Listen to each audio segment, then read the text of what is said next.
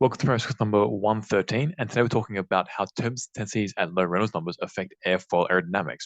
So this comes after quite a few podcasts we've done on mentioning how not only the Reynolds number, but also the turbulence intensity level and the surface roughness all affect the quality of the flow. So whether the flow is laminar, turbulent, or whatever.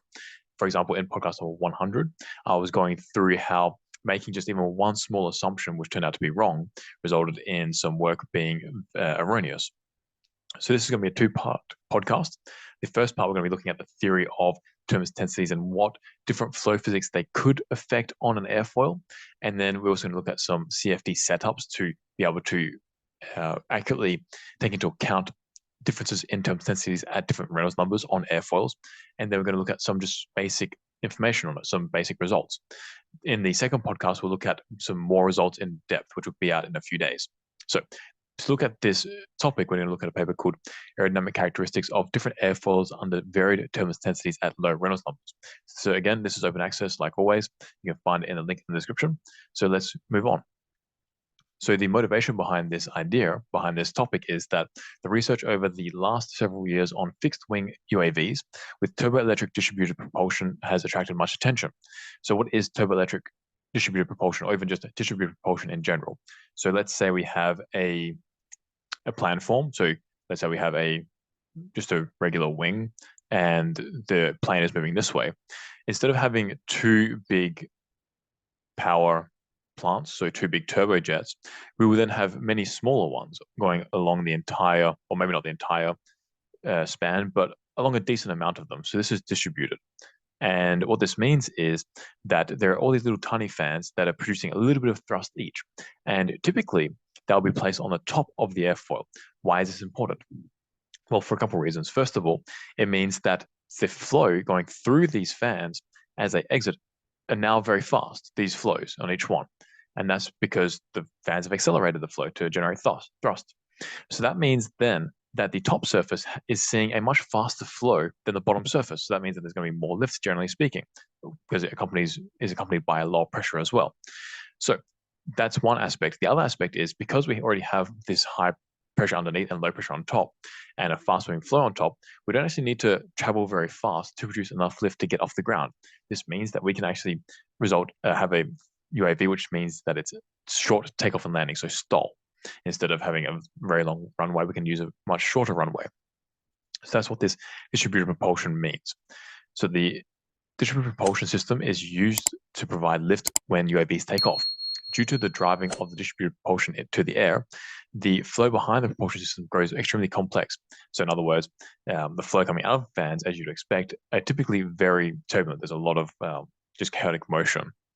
So the characteristic length, however, so the characteristic Reynolds number on the wing becomes very low because the free-stream velocity is almost zero, because the entire UAV is not traveling very fast. As I mentioned, the flow over the top of the wing is effectively an artificial flow.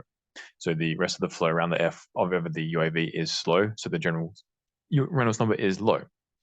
Owing to the influence of the turbulence and low Reynolds number, the three-dimensional effects of the wing become more complicated, which means that the wing would encounter the coupling of up and down washes, flow separations, laminar separation bubbles, span-wise vortices, and other phenomena, all because of these different fans distributed over the top of the airfoil.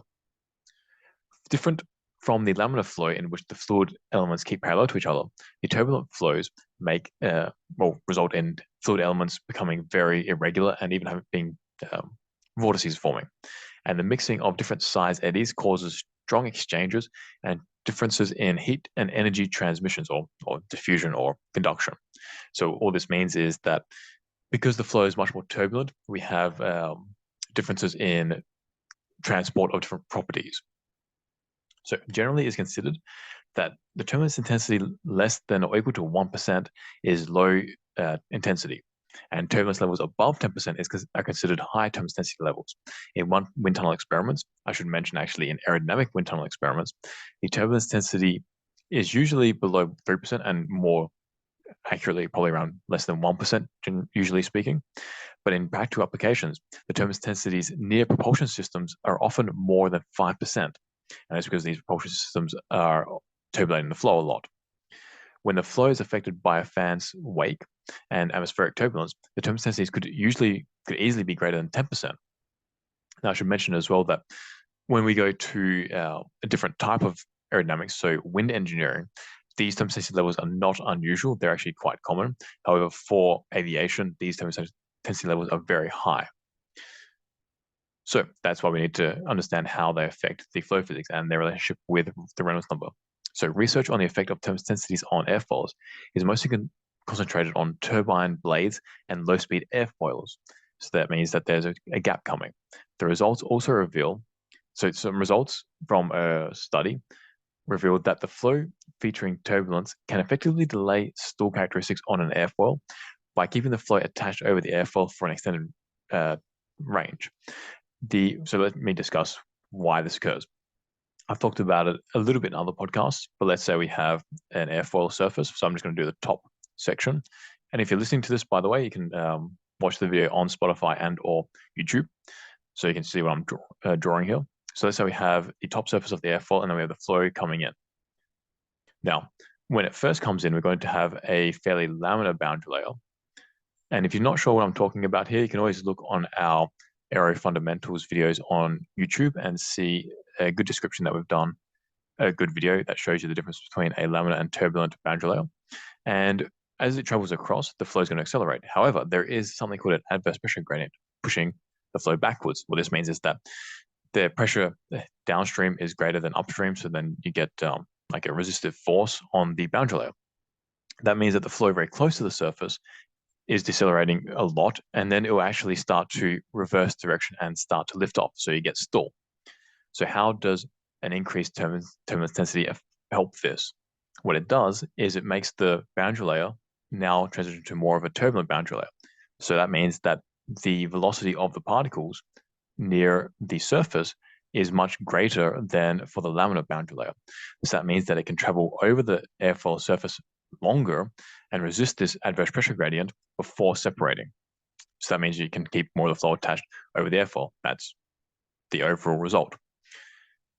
So the influence of the free stream turbulence density level on the structure and dynamic properties of a laminar separation bubble have been extensively studied by Simoni. So LSBs, laminar separation bubbles, I've gone through them a lot in other podcasts. They're going to also feature in this podcast, but I'm not going to explain the physics of them. I'm just going to explain the evolution of them, like the formation of them on airfoils and how they're affected by turbulence density levels. So if you want to look at other more complicated and more in-depth explanations of LSBs, check out some of our other podcasts under those names. So this researcher, Simoni, concluded that the bubble length and height reduction at high turbulence density levels with a fixed Reynolds number are due to high amplitudes of velocity fluctuations penetrating into the separating boundary layer. So what this means is that when you have the laminar separation bubble, this occurs because the amount of turbulence in the flow is not very high. So this is actually quite a gentle way of transitioning to turbulence. So when you start having high turbulence density levels in the flow, you then have a lot more turbulence coming into the bubble. So if we have just a bubble over the top, turbulence is coming in, and then this means that there's a lot more turbulence in the bubble, which then cuts the bubble short. So now it's actually, the flow is transitioning more upstream and it attaches earlier. So that's what happens. And this researcher has found this, and this is not the only researcher who's found this. Many others have found this. This is just one example. So for distributed propulsion UAVs, this is a new topic, which brings about new problems in airfoil design. It is necessary to carry out further research on aerodynamic performance of airfoils in the flow with great chances with different Reynolds numbers and turbulence densities. Therefore, facing the unsteady jet flows generated by distributed propulsion systems during takeoff, the aerodynamic performance of airfoils under varied Reynolds numbers and turbulence densities are studied using Fluent in this paper. The numerical method applied in this paper is verified by comparing the pressure distributions, the lift and drag coefficients of a NACA 0012 airfoil with different turbulence density levels and different Reynolds numbers. So NACA 0012 is a symmetrical, fairly thin airfoil. It's a quintessential airfoil, like that's the go-to one pretty much in all of aerodynamics. It's probably the most researched one. So that's good that they're using that. There's a lot of information on it. I should mention as well that this paper I really like because they do a very good job in the validation of the CFD part. They have not only, as we'll go through in this podcast, they have not only the pressure distributions over the top of the airfoil and underneath, but also lift and drag coefficients, and as well as some streamline stuff and some LSB stuff. LSB means laminar pressure bubble, just as a reminder. So the effects of turbulence density and Reynolds numbers on the aerodynamic performance of airfoils and flow field characteristics are studied in this paper. The mechanisms of the earlier transition in the boundary layer, the relationship between the evolution of the LSB and the Reynolds number are presented. So let's talk about the numerical approach. So because they did such a good job with this CFD, I would like to go through some of their description of it because they do explain a lot of the fundamentals of CFD very nicely. So the estimation method of turbulence intensity. Turbulence intensity is a physical quantity to measure the degree of irregular motion of fluid elements. The turbulence intensity is defined as the ratio of the RMS of the fluctuating velocity to the average velocity. So what does that mean? Just in a graphical way, let's say we have a line which has, on the y-axis we have the velocity u, and on the x-axis we have time. So now we have we're plotting the velocity, and it jumps around like this over time. We can then calculate the average, obviously, and let's say the average is 3 meters per second. And let's say the fluctuations were plus or minus 10%. So that means that it went down from 2.7 meters per second to 3.3 meters per second. So what is the turbulence intensity level? If we were to just say, okay, we'll just average the differences, we'll actually get 0% because 3 minus 2.7 is 0.3, and then 3 minus 3.3 is minus 0.3. So if we were to average these two, it comes out to be 0 meters per second, which doesn't make sense. However, that's why we do the root mean square. So what we say is this first one is 0.3 squared, which still remains positive. This one minus 0.3 squared is still positive, which comes out to be 0.09 meters per second. So if we were to average these two, we still get 0.09 meters per second, which is nice. It's still positive. And then we can just square root it. So we get back to 0.3 meters per second. So 0.3 divided by 3 equals 0.1, which is 10%. So that's just a general idea as to what the turbulence intensity level is and why we root mean square it. If we don't do that, then it won't mean anything. We'll just get always a value of 0 because you have positives and negatives canceling out. So in turbulent flow, the mean values of the velocity and pressures are easy to observe, while the fluctuating velocities can be measured by hot wires, laser velocimetries, and PIV, particle image velocimetry. So I should mention that with PIV, you can measure the fluctuations in velocity. However, that's only for really nice PIV systems, ones that go up to kilohertz and tens of kilohertz frequencies. Most PIV systems do not go that high. Most PIV systems are very limited into like the hundreds or even tens of hertz. So in those particular cases, can you use these systems to measure the turbulence intensity level? This next line gives us an indication. The turbulence energy is mainly concentrated in the large-scale eddy structures, which is related to turbulence length scale. So large eddy scale structures, large eddy structures, so large vortices, for example, they have most of the turbulent energy. And fortunately, these very large structures have quite low frequencies. So if you were to have a PIV system that has, let's say, a 500 hertz frequency response, well, you can get most of the large-scale structures. So this means that you're capturing most of the energy, most of the turbulent energy in the flow. However, you're missing out a lot of the small-scale stuff because they fluctuate at higher frequencies. So that means you're missing out a lot of that energy caught up at higher frequencies. So is that a bad thing? If you want to get very accurate results, yes, you need to go to higher frequencies. If you want to get just an idea, then you can always just use 500 hertz or whatever and just get a general idea as to how turbulent the flow is, how much energy there is there. But it's not going to be, it might be like 95% accurate. It's not going to be 99% accurate.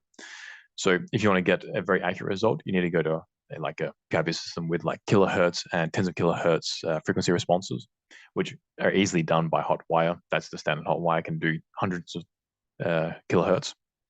So let's move on. RT is a variable they have here, and this is the ratio of the turbulence viscosity to the laminar viscosity, which is directly proportional to the turbulent Reynolds number. What does this mean? So turbulent viscosity is actually the viscosity based on a macroscopic level. So in terms of the vortices in the flow, the general viscosity associated with these parameters. Laminar viscosity is talking about the microscopic flow. So this is all the little particles. So this is just a way of separating the flow into two halves, so we can see the energy and the viscosity associated with turbulence versus just the particles in general. So in the high Reynolds number boundary layers, shear layers, and fully developed pipe flows, the turbulent viscosity range is large, from 100 to 1000. However, in most free flow boundary layers, the turbulent viscosity ratio is quite small, usually 1 to 10. So right here now, we have some general ideas as to what we can expect when we do have turbulence or not, and in different environments. That's why this is an important parameter.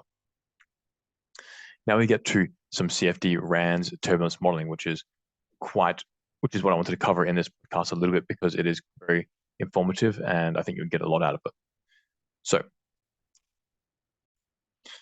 they say in the numerical simulation, the attenuation of turbulence intensity can be more directly reflected by the turbulence dissipation rate, epsilon. Now, epsilon you've probably heard of when you talk about RANS turbulent modeling or DES turbulence modeling. We say like, we're using the k-epsilon or the k-omega or the SST turbulence model. That's what this is referring to, the epsilon here. So epsilon is a turbulent dissipation rate. So this is talking about how much the turbulent side of the flow is dissipating. And there's a very simple equation here. I'm not going to say it because it's easy to see, just difficult to say in words, but it just relies on a couple of different values. One is the turbulent kinetic energy, which is K. So in the k-epsilon model, we are calculating both these values. Then there's another one, beta or beta star. And these are empirical constants in the turbulence model. I want to really cover this aspect here because it's something that often is skipped over with CFD. So these empirical constants, what does that mean? So just look at this equation quickly. So we can see that there's a length scale, there's a turbulent kinetic energy property, and this beta property, which is an empirical constant. This beta comes from measurements. So if you have a flow and it's going over a flat plate, for example, then you stick your hot wire in, then you take measurements. And from these measurements, you can calculate what beta is. Now, this empirical constant is exactly that. It comes from real-world experiments that have calculated what these values are. And they are very powerful in that they are useful. However, if they are not understood properly, they can become very erroneous. And the reason why is because if the environment that these values were measured in do not match your environment, then obviously there's going to be some sort of error. And the less that this measurement environment reflects your environment, the more error there will be. So what this results in is, first of all, different RANS models, turbulence models occurring. So, you can select from k-epsilon, k-omega, whatever. Secondly, you can change these values as well in your CFD. I don't recommend you doing that unless you know what you're doing. So I'm just saying this just for your general information. So like if you go to Fluent, for example, you can see these values and you can change them yourself, and they will reflect different situations. For example, if you have a flat plate, you might research in literature that, okay, a beta value of 0.085 is good. But if I were to use an airfoil, it'd be 0.083. So there are minor changes, but they do make a big difference overall. Now, epsilon is just one value. There are other values, as I mentioned, for example, K, omega, R, gamma, Reynolds number, Reynolds theta, all these different values. And pretty much every turbulence model in RANS uses these empirical constants. And that's why I just wanted to go through them so you can understand where they come from and how they affect your CFD. So let's move on now to the gamma Reynolds theta transition model. And you've probably heard me talk about this a little bit in other podcasts. I quite like this turbulence model, and we'll go through it a little bit here.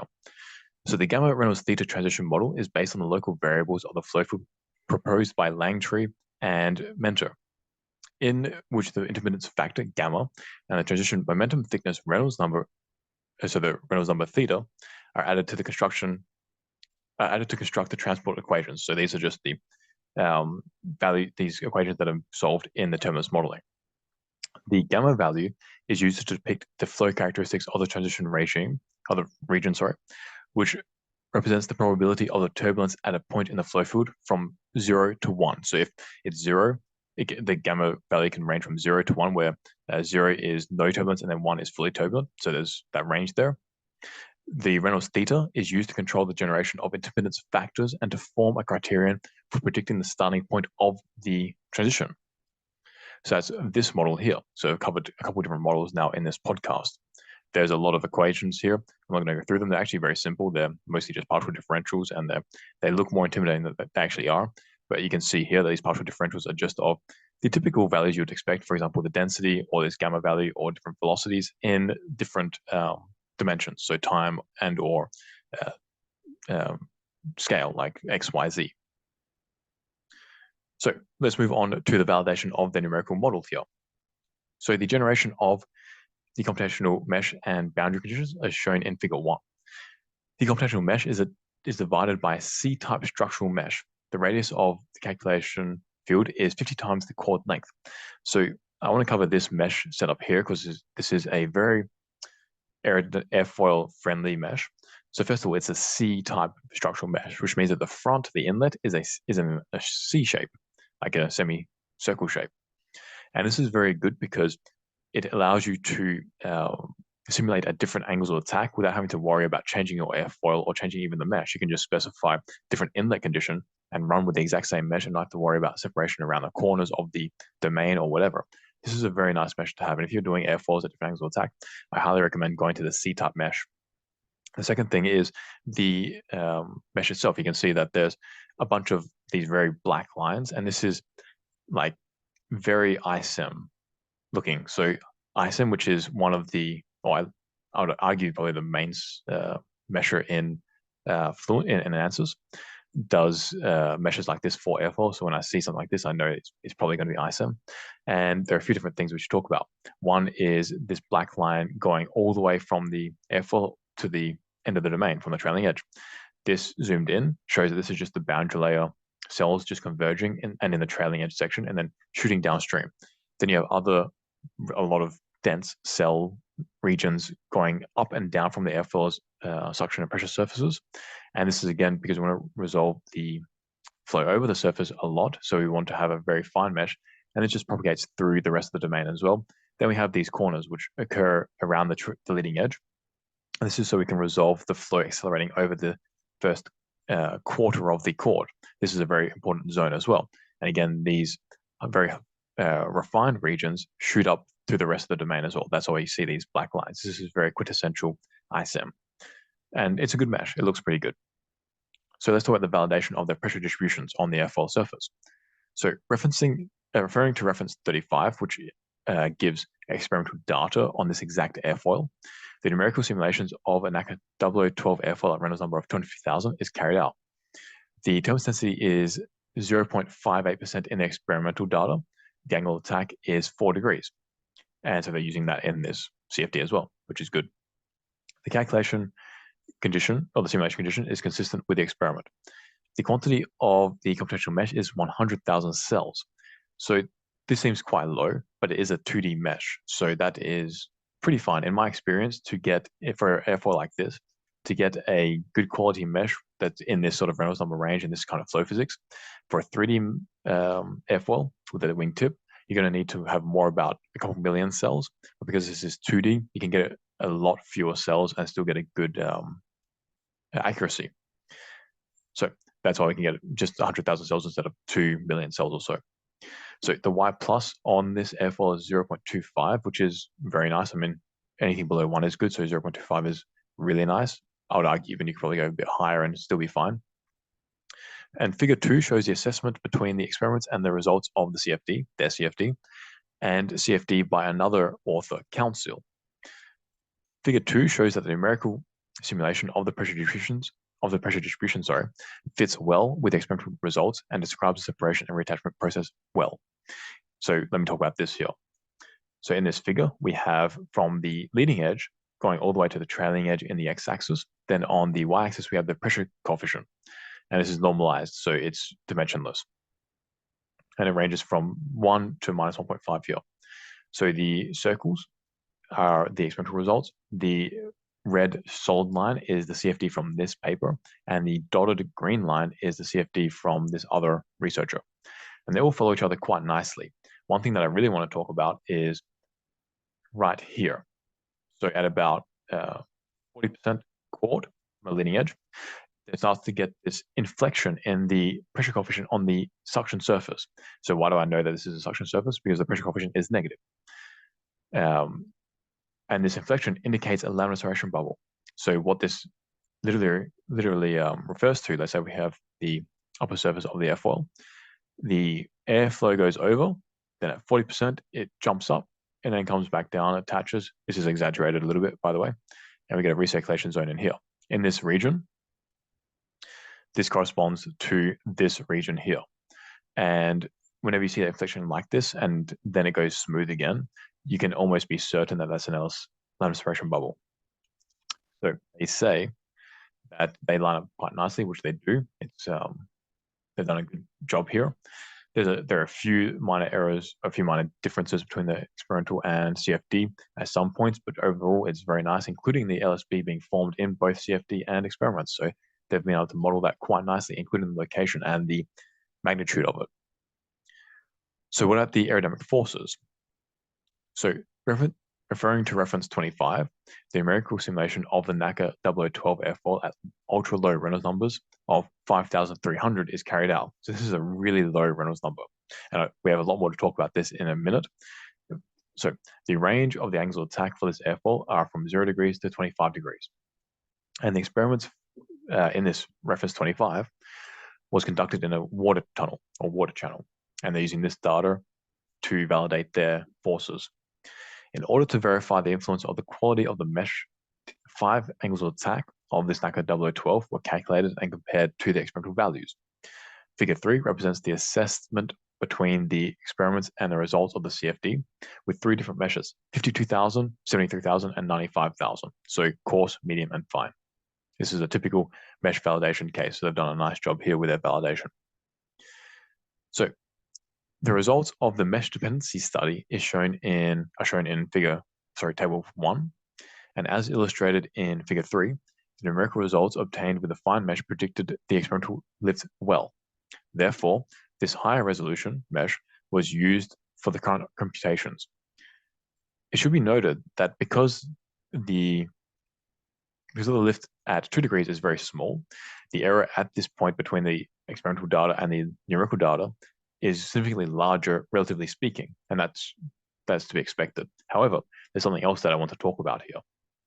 So if we were to, two things actually, if we were to look at the errors between the coarse, medium, and fine, we can see that as we go to coarse, medium, we go more fine, the errors reduce. However, there is still some changes in the results. So I would suggest that you need to go even finer with your mesh just to make sure that you're plateauing in terms of your results that you're getting. What we're seeing here is that the results are getting closer to the experimental results, but they're not matching and nor are they plateauing. So the medium and fine results in their forces are still changing. They're not matching each other, which indicates that the mesh has not reached independence yet. So we need to go even finer again. That's one potential weakness here. The other thing I want to talk about is when we look at this graph. So figure 3 shows angle of attack versus the lift coefficient. And we can see at low angles of attack, the error between the experimental and CFD is great. And then as we go to 8 degrees, it's very nice. It's almost nothing. But then as we go even higher to 10 degrees and 12 degrees, it gets bad again. There are a few things going on here. First of all, at high angles of attack, these errors are creeping in because you have a couple of things. First of all, you're trying to simulate stall, which is always a little bit difficult to simulate. It's much harder than just a nice attached flow. Secondly, we know that an LSB is going to be forming here, potentially. So this could be resulting in the LSB popping, and that phenomenon is very delicate too. Changing just minor things, for example, having just little errors in let's say having a little bit of a skewed mesh can change the LSB formation. So that's what we're getting here, I think. At low angles of attack, I think that the LSB as well is making a little bit of trouble that they can't really predict it very well, which is why we're getting these errors. But as we go to moderate angles of attack, 8 degrees, the LSB becomes a little more stable at this range, and that's why it's matching the CFD and experimental results quite nicely. So I think that a lot of these errors are due to the LSB formation and popping, which are difficult to simulate in CFD. Let's move on here. Now let's look at the comparison between between the numerical and experimental results of different turbulence intensities, which are in figure 5. So figure 5a. So figure 5a indicates that the lift coefficient fits well within the angles of attack of 10 degrees when the turbulence intensity level is 6%. But when the turbulence intensity level is 0.6%, the CFD does not match the experiments very nicely at all. In fact, it's pretty much off the entire way.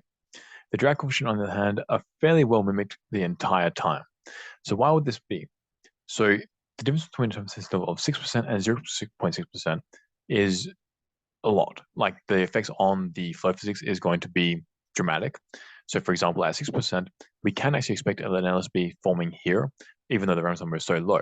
At 0.6%, we cannot expect an LSB to be forming. So that means that we're getting a different flow transition mechanism occurring. And in fact, it won't even really be occurring. It'll be still laminar. There's not going to be much of a transition occurring because the Reynolds number is too low and the turbulence intensity level is too low as well. So we are getting two very different phenomena happening here, which the CFD has to try to handle, and it's not doing a great job of it at the moment. One of them they're doing well, the other one is not going so well. So the forces are not too bad in some situations. In other situations, they are a little bit erroneous. So in this paper, the numerical simulation is implemented with an unsteady method. So it's URANs. But the figures, such as the streamline diagram, the turbulent kinetic energy diagram, pressure distribution diagram, friction drag diagram, and so on, all deal with time average results. So all numerical data are time averaged over 50 time steps after convergence. And this is very standard. So figure 6 shows the comparison of the pressure distribution of the airfoil at different turbulence intensity levels and different angles of attack. And this is really cool. So I'm going to zoom in here a little bit so we can see a bit better. And on the x-axis, we have the distance from the leading edge to the trailing edge. And we have on the y-axis the pressure coefficient, again, non-dimensional. And the red line is the turbulence intensity level of 6%. The green line is 0.6%. So at 5 degrees, which is the leftmost figure here, the differences can be seen between the two different turbulence intensity levels on the airfoil surface. And this shows just how great an effect the turbulence intensity level has even at low angle attack. Now note that on neither airfoil, an LSB is present. When we go to 10 degrees, though, we can definitely see that on the 6% line, that red line, an LSB does form. And this is this point here when we see this inflection. The green line, there is no inflection. So this means that there is no turbulence intensity level. There's no LSB forming here at 0.6% turbulence intensity level. So this shows a massive difference in terms of the flow physics with different turbulence intensity levels over a airfoil. And as we go to high angles of attack, 15 degrees, we can see that there is still an LSB forming for the high turbulence intensity level of 6%, but it's moved closer towards the leading edge, which is very normal. We expect that. Again, still the 0.6% turbulence intensity level has not given any LSBs. So again, that is to be expected. And there is actually a general rule of thumb which says that if you have a Reynolds number below 50,000, you can't really expect an LSB to be forming. Now, that is quite interesting because we have a turbulence intensity level of 6% and the Reynolds number is only 5,500 or so, but we do have LSBs forming. So even though this is below 50,000, why are we getting an LSB forming? The reason why is because the turbulence intensity level is so high. So that general rule of thumb of having an LSB only forming above a Reynolds number of 50,000 or more only occurs when the turbulence intensity levels are in a typical range, which is below 1%. This is not a typical range. This is much higher. This is 6%. So we do get an LSB forming still. So this shows the relationship between the Reynolds number and the turbulence intensity level, how they affect each other. And by increasing one, it's effectively like increasing the other one. So you can get the exact same results by increasing either one. That shows the very coupled relationship between them, which is what I wanted to show with this paper and this podcast. So in figure 7, a further comparison of the turbulent kinetic energy and streamlines around the airfoil corresponding to turbulence intensity levels of 6% and 0.6% are shown. The figures clearly reflect the aerodynamic characteristics of the flow field. So the magnitude of the turbulent kinetic energy represents the intensity of the turbulence. So when the transition occurs in the boundary layer, the turbulent kinetic energy would increase sharply, which makes sense. When you have a turbulent boundary layer, there's a lot more turbulence, so it should be redder here. The turbulent kinetic energy should be much higher. Comparing the streamline and turbulent kinetic energies under two different turbulence densities, it can be seen that when the airfoil is at the same angle of attack, the flow corresponding to the large turbulence density level is more stable than the flow separation, and the flow separation is less. So why is that? Again, it comes back to the idea that I've erased it now, but back when you have an airfoil, if you have more turbulence, that's going to make the boundary layer more turbulent, and that's going to result in a faster moving flow near the surface. That faster moving flow can resist pressure gradients better, which means that it can resist stall better, which means that more of the airfoil will be experiencing attached flow, resulting in higher lift production at high angles of attack. And in figure 5, we saw that. So you can see that the turbulence intensity level of 6%, we get a lot higher angle attack, and the stall angle is, I don't know if you could say it's delayed, but it definitely is still doing okay at high angles of attack. So what's more, we also see LSB forming here. So this is a quintessential LSB forming here. If we zoom in a lot, we can see that the flow goes over this airfoil, then it attaches, then reattaches, and we get this recirculation zone here. And you can see that there's a lot of turbulence density around where the midsection of the airfoil, of the bubble, on both situations here, both cases, 10 degrees and 15 degrees. And this is exactly what happens with LSBs. When the LSB detaches, it's laminar. By the time it reattaches, it's turbulent. And that means that transition occurs somewhere in there. And we can see here that there is a lot of turbulence around the midpoint, which is where turbulence would really form, and the flow would transition to turbulence. So that's in this podcast. We've covered the general idea of turbulence density level and how it affects the flow and how it's coupled with the Reynolds number in theory and in other research.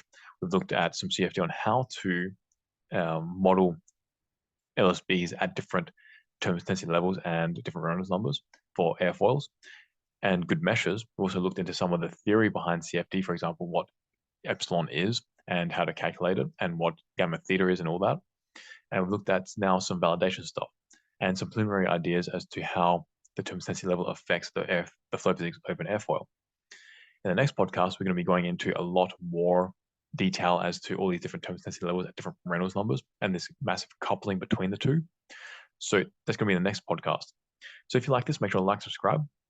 And if you want to get better at CFD yourself and or theory, so for example, in this podcast, we'll be going through a lot of CFD theory as well as flow physics theory. We've got courses on them, so you can find them in the link in the description. And if you want to get better experimental data, then check out Atmosphere Hawk. It's an instrument we make, which makes your experiments 2 to 4% more accurate. The reason why it does this is because it actually measures the density of air. So the density of air changes by 2 to 4% every day. Like, so if you turn up to your lab at 9 a.m., the density of air might be one value. When you come back from lunch, it'll be about 2 or 4% different. When you go between days, weeks, seasons, months, these errors will be even greater. So they could change by about 15%, the density of air. So if you're taking your experimental data and you're not measuring the density of air, you're getting this error in it and you don't even know it. So you can go into your lab one day, run some experiments, take some data, and then come back the next day, do the exact same thing, and you get like an error and you don't even know why this is happening. And then you like start ripping the wind tunnel apart and trying to change stuff all needlessly. It's the density of air probably. And this Atmosphere Hawk gets rid of that error for you, so your results line up better and they're more trustworthy. It also helps validate your CFD because, as we've seen here, CFD usually needs validation data, which comes from experiments. And if your experimental data has this error in it, you then run your CFD and you're trying to match your CFD with your experimental data. It might actually be your experimental data that's wrong, not your CFD, but you don't know it. So then you go back to your CFD trying to figure stuff out, change stuff, mash stuff together. That's all erroneous. That's actually bad research because it's your experimental data that was wrong to begin with. The Atmosphere Hawk gets rid of that error for you. Link in the description for that. And I'll see you in the next podcast. Peace out, amigos.